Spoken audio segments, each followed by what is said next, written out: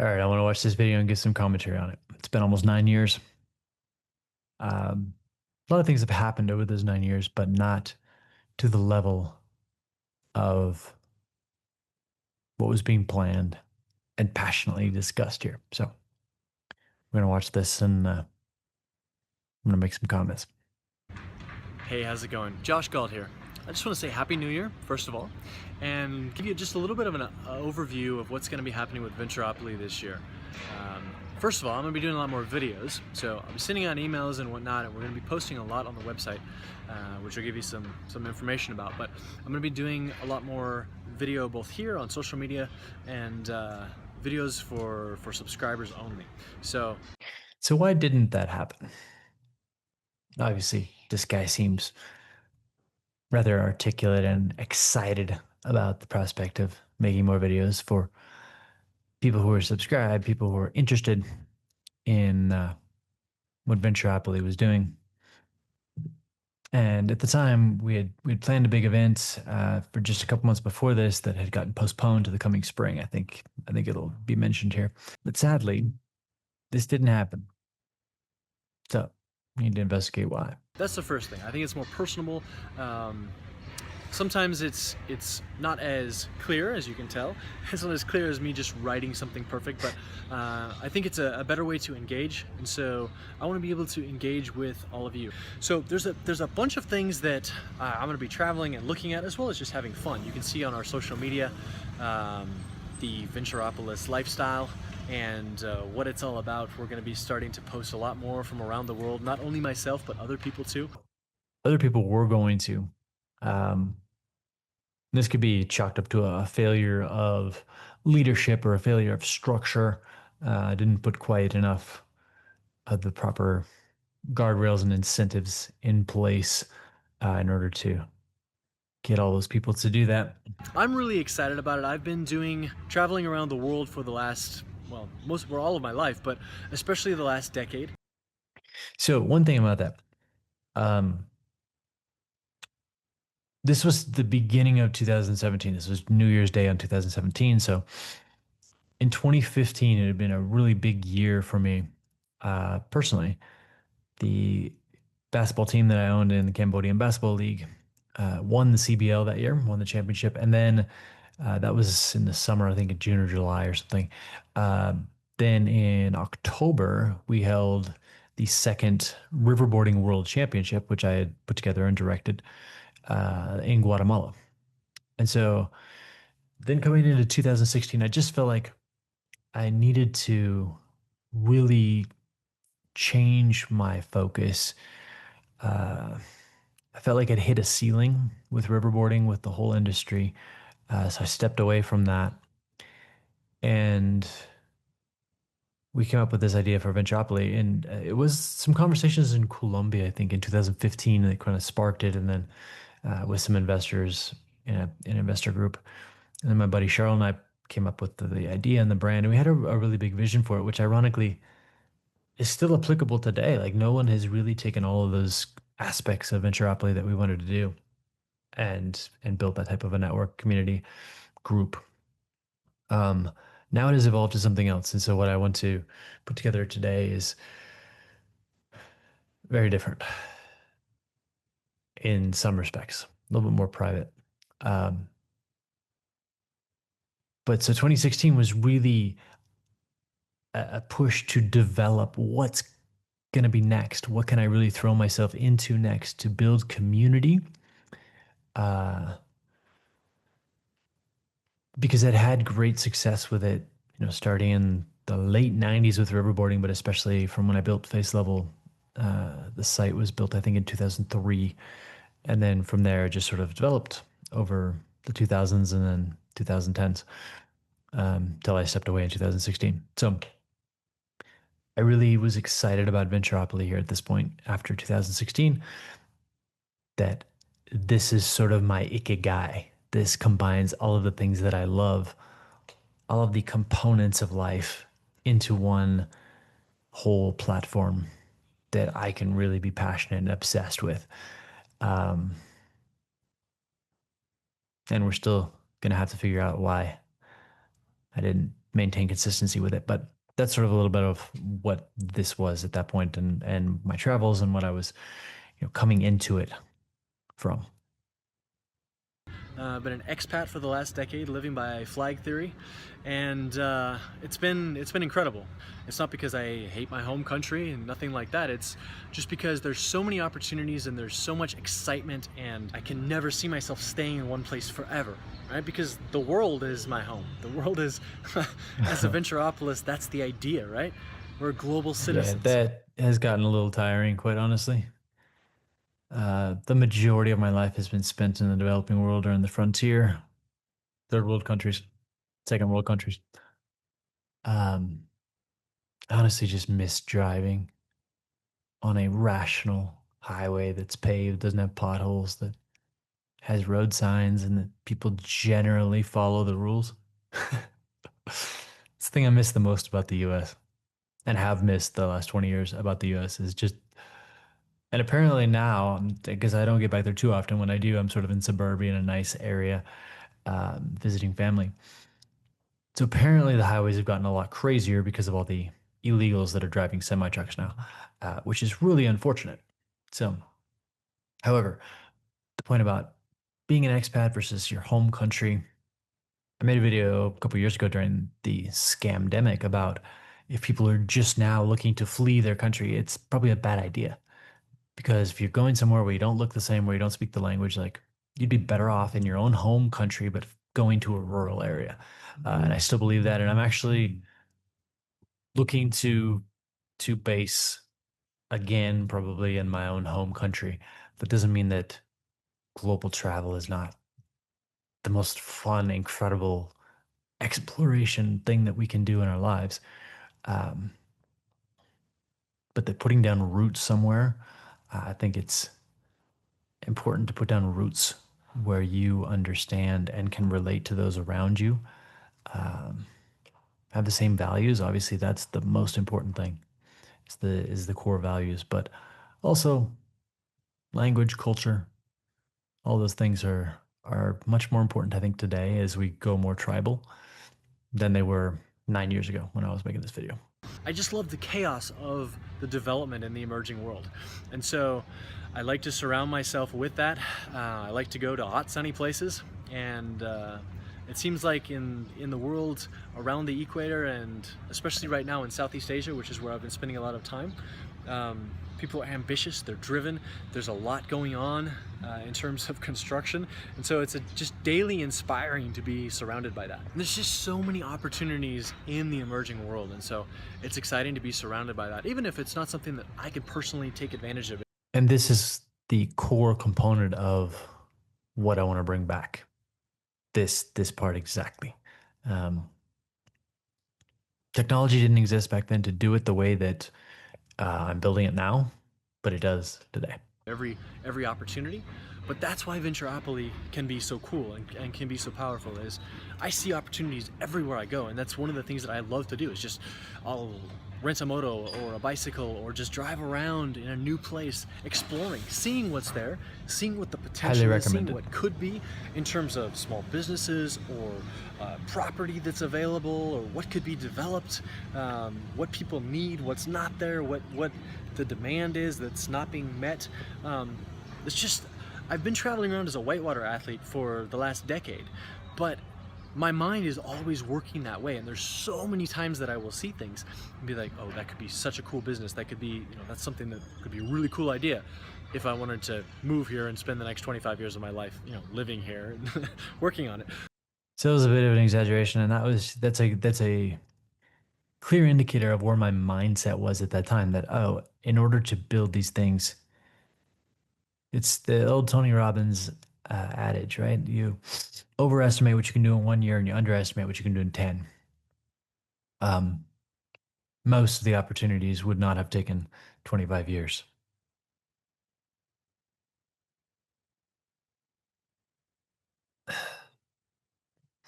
In fact, few of the opportunities would have taken 25 years. When you look at how fast things grew, I made another video around this time called Don't Just Collect Countries, Invest in Them. Uh, mostly preaching at myself. It's a good video. I wish I had taken my own advice much more than I did.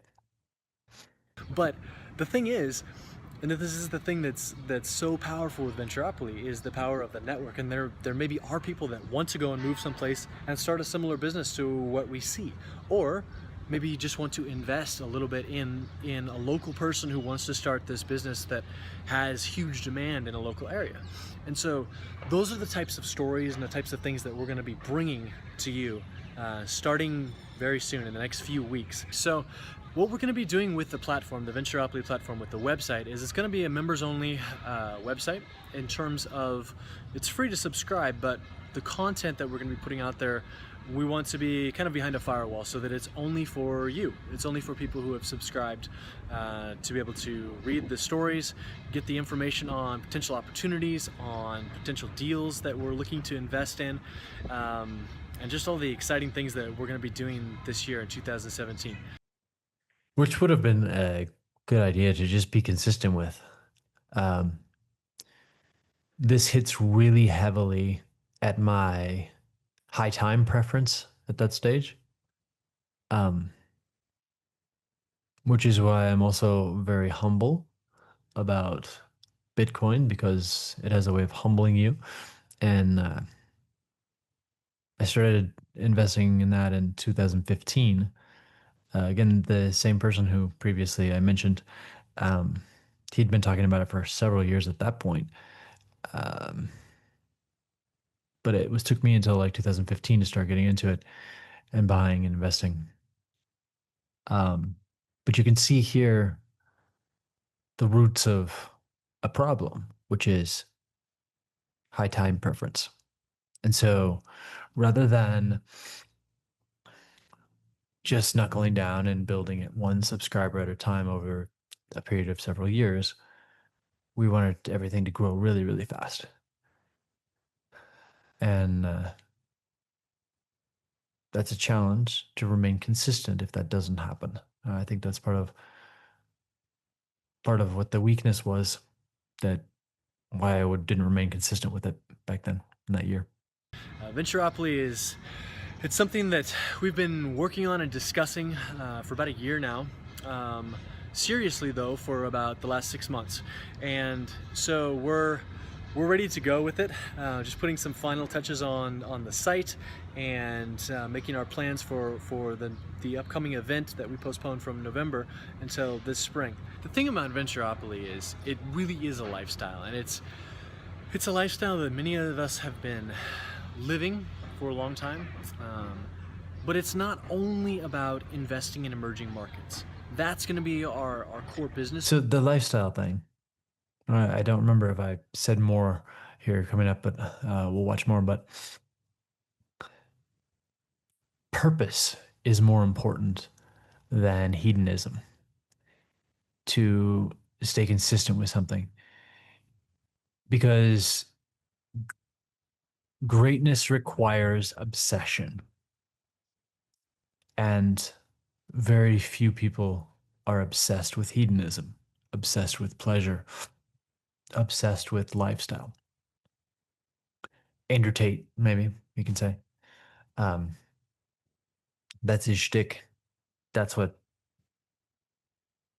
he uses as bait to attract his followers. But is he really obsessed with that? Is he really passionate about that? Even he talks about it in his videos, like, "Ah, I don't care about this car or whatever." Like, he poo-poos it, downplays it. But I think that there's some truth to that, because hedonism is not what will drive you to build something great and to do the hard work consistently in the dark that needs to be done in order to build something of value that contributes value, that generates a community. Hedonism doesn't do that. Lifestyle doesn't do that. Purpose does. And I think what lacked in our plan, and what I was lacking in at that stage of my life, was real deep purpose, or at least admitting to that real deep purpose and going all in on it and being willing to be obsessed with that purpose. Focus, but there's so much more to being a venturopolist. And it starts with maximizing yourself, with maximizing your strengths, with being the best person that you can possibly be. And I don't like to get all rah and hypey and sound like a motivational speaker. Yes, you do. Although those guys are great, you know. I've been impacted by many of those people, whether it's Tony Robbins or Gary Vee or any number of other people. But there is something that's inspiring about people who are inspired. I gotta go back to the Gary Vee thing. So this was 9 years ago, and Gary Vee at that point, I think he wrote his first book in like 2013 or 2014, and he was relatively unknown at that point when his first, what was it, jab jab hook, I think was the first one. Think about Gary Vee today. It's all about just showing up consistently, showing up consistently. And this is, I'm actually doing this video and putting it public because the video was originally like private. It's been unlisted. I don't know. Maybe it's always been unlisted. But I'm willing to just come out and publicly say this because I think it's healthy. Like this was something that I think for both my friend Charles and I was it just a like a really core component of who we are and what we wanted to build and contribute to the world. And looking back at it now, like I mean, 9 years later, like it's tragic, it's shocking, it's heartbreaking, it's frustrating, it's pisses me off at myself because I just wasn't consistent. I was not consistent to show up every day and do these things that I said that we were going to do. And if I look at the timeline of what that would have led to, what it could have led to, I'm sure hindsight's 2020. And I wouldn't be the person that I am today without having had gone through these things, right? And I just was recounting the story today of the Chinese parable of the farmer whose horse runs away and everyone says that's sad. He says maybe. The horse comes back with other horses. They say, wow, good luck. He says maybe. I might as well finish the story. So then his son goes and tries to ride one of the wild horses that came back, falls off, breaks his leg. Everyone says that's tragic. He says maybe. Next day, the army draft people come and they're drafting all the young men out of the village. They leave his son alone because he has a broken leg. Everyone says, oh, good luck. He dodged a bullet. He says maybe. And so that's, I'm thinking about that today because I knew I was going to make this video and sit here and watch this and be like, oh, what could have been if I just been consistent. It just, it's like a dagger in the heart. Maybe, right? Maybe. I mean, I can think of all the positive, like all the hindsight of if I had stayed consistent with this, then I would have kept doing this other thing. And I would have probably kept doing these other things, and my life would be in a very different, very, very exponentially different place, probably. Maybe. Ooh, I can look at that and make all those things up, all those hypotheticals on the positive side. There's no way to know. And perhaps this massive failing. And the reason why I'm coming back is because I love Venturopoly and what I've been building behind the scenes with something simple, but I also believe very powerful is really for me my ikigai and what I want to contribute in terms of value to the world. And so I think it's important to just own my failing in this. Like I loved that guy. I loved this guy, and you can tell that he loved life at that point.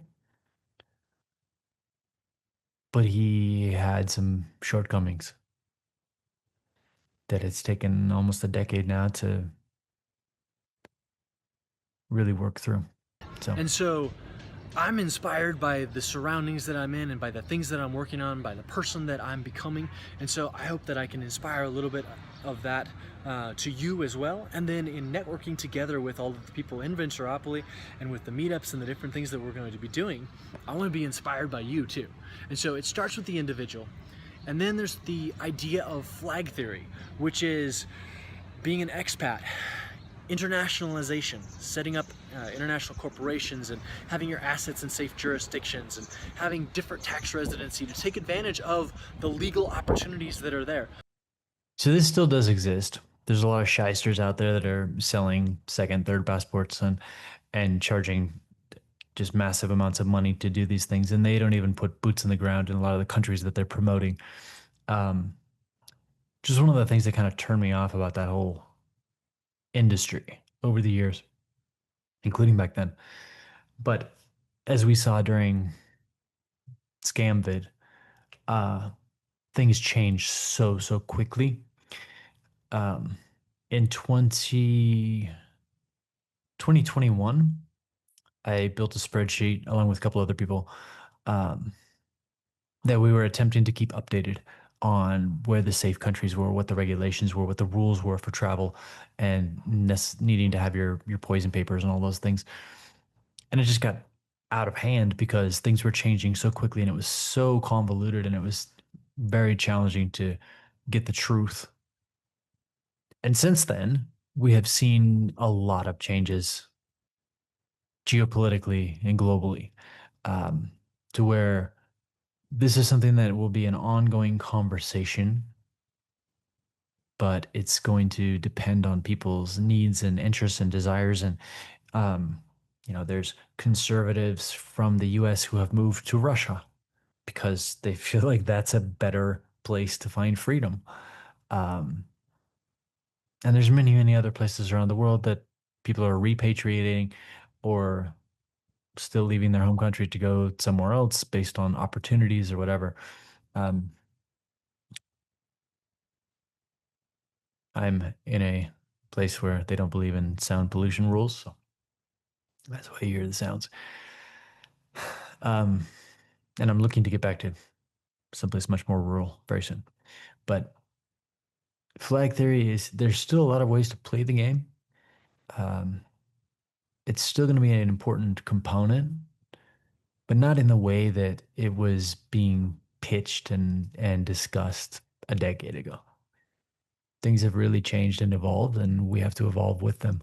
And it's important for people who are just now sort of coming into this, waking up, or who have been around for a long time, but now are looking for, to diversify. It's important to just realize that so much of what is online, even from the quote unquote experts, is really out of date, and or hype. And that there's no one size fits all solution. You just have to find exactly what your priorities are, what your needs are, and from there, make decisions as far as how you're going to set things up and where you want to go. I mean, people ask me, where are you from? That's always the number one question, like, oh, where are you from when you meet someone traveling? I'm a citizen of planet Earth, and that's how I've seen myself since I was young. Yes. I was on 4 different continents before I was out of high school. I mean, I traveled a lot when I was younger, and it's just part of my life. And so incorporating those ideas of personal evolution and flag theory, and then of course, yeah, the investment opportunities in the emerging world, which there are just myriad opportunities. And I'm looking forward to bringing a lot of those ideas and deals and partnering with you and investing in some of those deals. And then the last thing, of course, is just lifestyle. Venturopoly is frontier investment lifestyle. And the lifestyle is more than what a lot of sites have made it out to be, as far as the sky is falling, you need to get your affairs in order because, the sky is falling. I think I made the point. But we don't want to be that way. So, in like 2008, my brother and I started a site called Chaos Preppers. We started doing much stuff with prepping. Um, we grew up without running water or electricity in Canada, in the boonies, fishing through the ice in the winter and hunting moose. And so we've always had prepping and self-sufficiency in our blood and in our lives, but we started a site and we really were seeing sort of the end of America is coming, the fourth turning is coming. We started this in like 2008. And again, another just poignant, painful example. We pulled these ideas out of the ether that everyone can tap into those ideas, and it's about who executes. Great line from Derek Sievers. Success is 15% a great idea and 85% execution. And that's just, I would say it's probably like 2% a great idea, 98% execution. It's just about execution. Um, because of our relationship, we ended up like having a big fight about something and having a falling out, and we didn't keep doing it. And then like by 2012, I think Survival Life. Who was the guy's name? The internet marketer guy, Ryan Dice, I think. I think he was the one behind it. Um, he was making like $1 million a month from it. So again, just about execution. Um, but yeah, being prepared is important. But as we have seen, and this was, I guess, to connect with the comment, what jarred my thinking. It's important to be prepared, but it's also important to not have this doomsday view of life and the world. Like the sky is falling, it's the end of the world. And that's what I was seeing in the 2000s, especially. Um, that just was such a turnoff from the expat community. When I was living in Costa Rica and I went there first time in 2006, and then I was living there full time in 2008, working from the jungle overlooking the ocean. It just, I was happy. I was not running from the end of the world so much as like looking for adventure.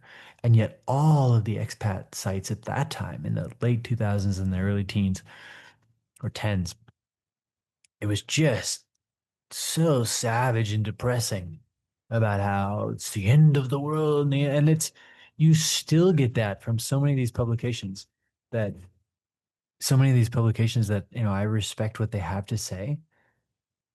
I'm not going to name any names because I don't want anybody to be mad because I do like some of the content that some of these people have, but it's like, it's literally been 10, 15 years or 20 years with some of these people of just, it's the end of the world. There's going to be a dollar crash. You're going to lose everything if you don't buy our expensive solution. And for both Charles and I, when we put together the idea of Venturopoly, and that's why it still is front and center on the website, like our idea is to point positive. Yes, the world is in chaos. Yes, a lot of bad things are happening. Yes, eventually, like the empire is going to come to an end. But imagine if you had bought that, and this is one of the things that like I couldn't keep focusing on the whole prepping thing.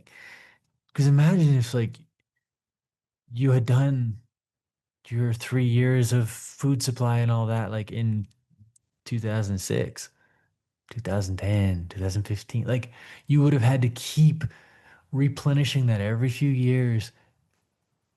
And eventually you're going to be like, why am I just focused on the end of the world that never comes? Why don't I focus on something positive? Now, the irony of me saying this is the next 3 years probably are going to be the climax of the fourth turning. And so it probably would behoove you to be prepped now. So it's ironic that now I'm saying this after having lived the last decade in a non-prepping way, which I, and on some levels, really, really regret because I'm personally not fully prepared for the climax of the fourth turning now because I was focused more on the lifestyle aspect than on the prepping aspect. As you see, like from this comment, I just was making fun of it, right? The sky is falling, so buy our course or buy our stuff. Now it's probably actually a good idea. Maybe, maybe. Who knows? I'm kind of annoyed that I didn't put a little more effort into it though, and a little too much effort on lifestyle. We're gonna point positive. That's the idea of Venturopoly, is looking at the opportunity, the positive. I mean, this is the greatest time in history to be alive. Like, I'm taking this video on my cell phone, and this cell phone right now, from where I am, out in the middle of a bunch of construction and old buildings, has the entirety of current human knowledge that I can access right now on this phone. I mean, that's incredible. So yes, there's bad governments, yes, there's bad people, yes, there's wars, there's all these things that are horrible, and we need to fix that. But it starts with our number one core thing, which is the individual, maximizing yourself, being the best person that each of us can be. And then incorporating flag theory, and then investment, and then the lifestyle. And the lifestyle is positive. It doesn't have to be this negative, hiding, totally anonymous. You know, JJ Luna has got some cool stuff, but no one's anonymous anymore. Everyone's in multiple databases. Everyone's face is in multiple databases. So there's no reason to try and go and hide and, you know, be off the grid 100%. Like, yeah, get your power off the grid, grow your own organic vegetables. That's amazing. That's awesome. We're all about that. That's part of the lifestyle. But having fun too, taking advantage of everything that's out there in the emerging world, in the first world, whether it's luxury cars or collecting art or just going and having fun out in the jungle. I mean, there's just so many opportunities out there, and there's so much of life to be enjoyed and lived fully every moment. Genuine and open, but was not intelligent, was not consistent. That's the problem. And yeah, I mean, all the criticisms in the world can be leveled at me, um, about consistency and about doing the work and all that. Um, my problem was wanting to do everything, wanting to conquer the entire world in 3 days, um, as opposed to doing one thing really well for 3 years. And so here we are 9 years later, and with an idea to reboot this, a very cool idea that I've been vibe coding, putting together. It's about consistency. It's just about showing up. It's about doing it, and it's about starting small and being willing to start where you are and not be frustrated by that. Because the universe is creative, it's not competitive. So, uh, my problem has always been wanting to be competitive and getting frustrated easily if I was not competitive immediately. So, a current example, this obviously was not the case 9 years ago because nobody knew who Andrew Tate was, but a current example would be like, well, if I don't start getting, you know, building something like what he built. I mean, my audience is not at all intended to be similar, but just as an example, we can't start competing with the big guns. Like, dude, you have 0 followers. You have 51 subscribers on this channel. We'll see how many people have. If you bear with me through this whole video, props to you. Send me a message, let me know who you are, and maybe I'll send you a free gift from one of our products. Um, because yeah, being consistent, refining things, being concise, really having a formula, just showing up and implementing that formula every day. That's that's what it's going to take. And it's taken me a decade to really fall through all of the life things that I've needed to go through in order to be the person that I am today, who can look at this and cringe and be sad about the failure of what could have been, but also know that time isn't real and I'm still here and I still have the passion for this. And now I think I understand both the vision and myself exponentially better. And so hopefully this time we'll be able to really just be consistent with it and attract those people who want to be part of something like what will be built. And so that's kind of an overview of what Venturopoly is. That's an overview of kind of how I've structured my life and the person that I am. And so I want to just be completely open and transparent with you. I'm not hiding behind facades or fake names. My name really is Josh Galt. My partner really is Charles Van Rensburg. Like, we're not hiding behind anything. We want to be genuine. We want to be open, while at the same time intelligent. You know, it's like, why would you strap yourself to one place forever when there's a big world that you can go enjoy, right? Why would you do that? And so these are the things that we're going to be bringing to you in 2017 through Venturopoly. I'm extremely excited. I don't know if you can tell or not. When I get talking about Venturopoly and when I get thinking about what it is that we're building and what we want to bring to you, I get excited. And this is who I am. And you know, for some people that won't be what you're interested in, and that's totally fine, because we want to find people who kind of jive with us, who are on the same wavelength. And not everybody will be. Maybe we're all going the same direction, but not everybody wants to live the same way that we do. But if you do, and if this does appeal to you, if this is interesting to you, then I hope that you'll sign up for Venturopoly if you haven't yet. And if you have, thank you so much. I really am grateful for the people that have shown interest already, the people that we've been able to network with and build relationships with already. It's really incredible. It's been an incredible journey the last few months, and I'm looking forward to seeing when we really launch and we really get going now in this new year. I'm looking forward to seeing what grows out of Venturopoly going forward. So thank you. Have a very happy new year, and I'll look forward to talking to you very soon. Cheers from Phnom Penh. Hard to watch. Hard to see the caveat at the end of, we might not be for everybody, but if you are, it's true. Obviously, it's an obvious truth. And yet that was coming from a place of I don't want to say insecurity. And you can tell he was very in love with life, and that guy was confident on some levels. But there's always been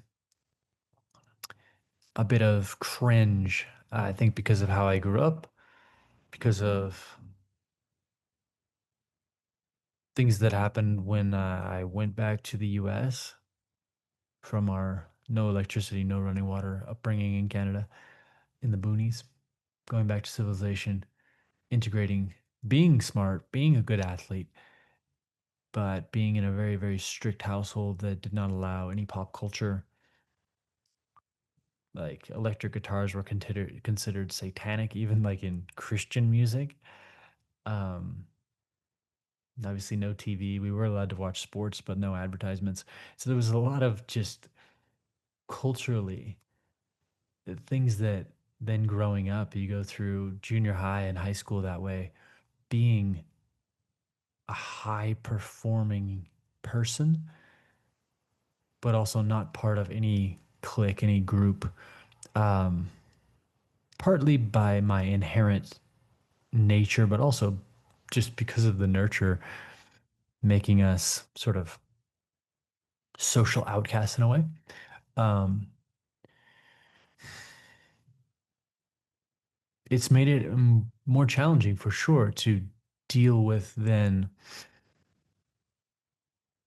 different aspects of life and looking at yourself and being like, oh, it's that you just cringe because you have all those voices in your head of how everyone else is going to receive you. Um, I'm thankful that over the last many years, I've really grown and healed in those areas. Um,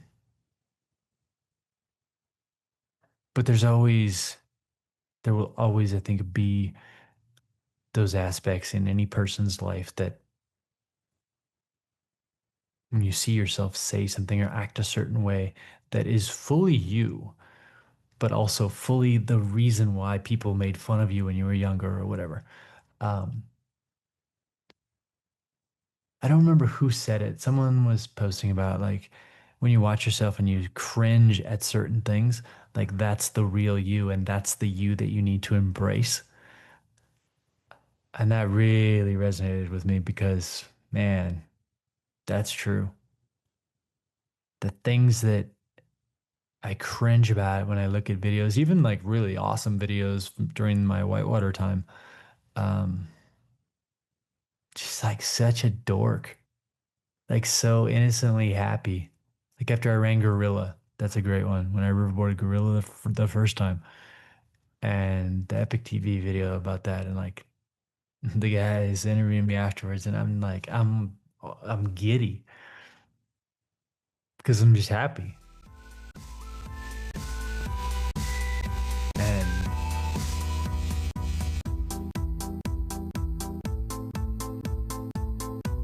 That was a lot of adrenaline. That was super fun. I came through the first part in the notch. Perfect. That was good. Clean. Right on the line. It was just like, all right, here we go down the ramp. And the landing was like, it was really soft. It actually was. I mean, I hit my knees a little bit, but overall, I hit just how I wanted, and it was just total whiteout. I didn't see anything till I came up on the other side of the speed truck. Spank the monkey. Been wanting to do that for like 8 years. So. Fuck yeah, brother. and I still look at that and I cringe because I know how that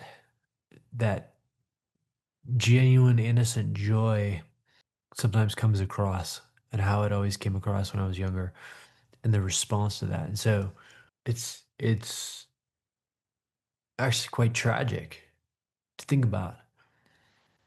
And that would be like one of the moments that I would remember. Like now I can watch that video and just laugh.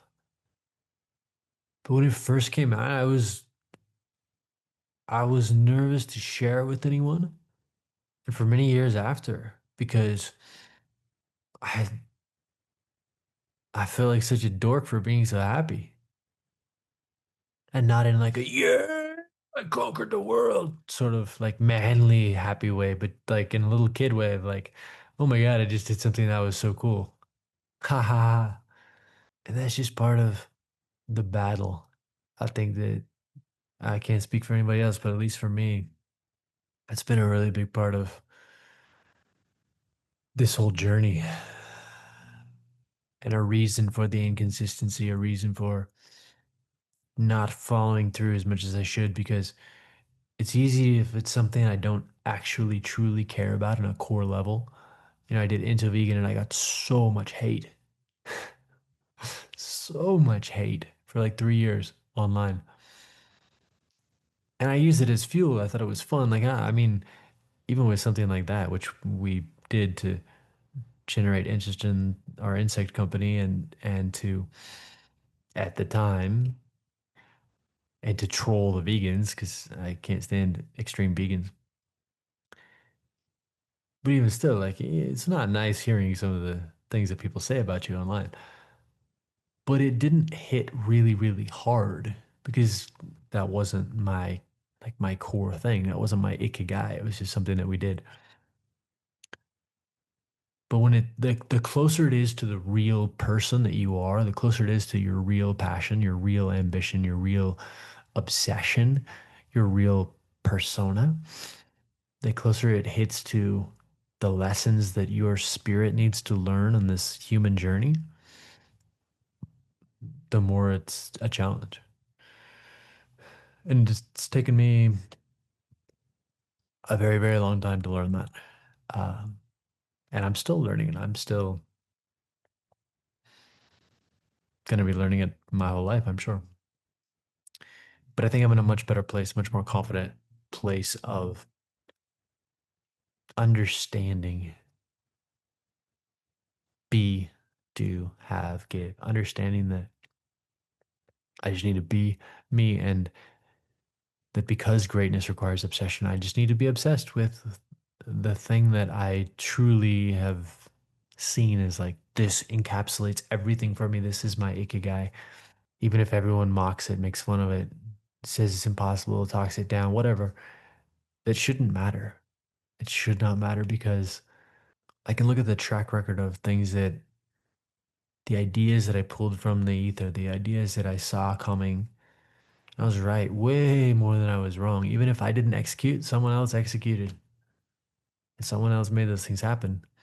But there is a very, very borderline delusional belief in myself and in what I believe is contributing value to the world or can contribute value. The problem has not ever been belief. The problem has just been standing in the fire and being willing to be shamed, be mocked, be made fun of, be criticized, be laughed at, and still say, no, this is my thing. I love this. I love this and I'm going to do it. So, as a takeaway from that, really hard to watch video, but necessary. See what could have been the last decade, what was not, and what can still be.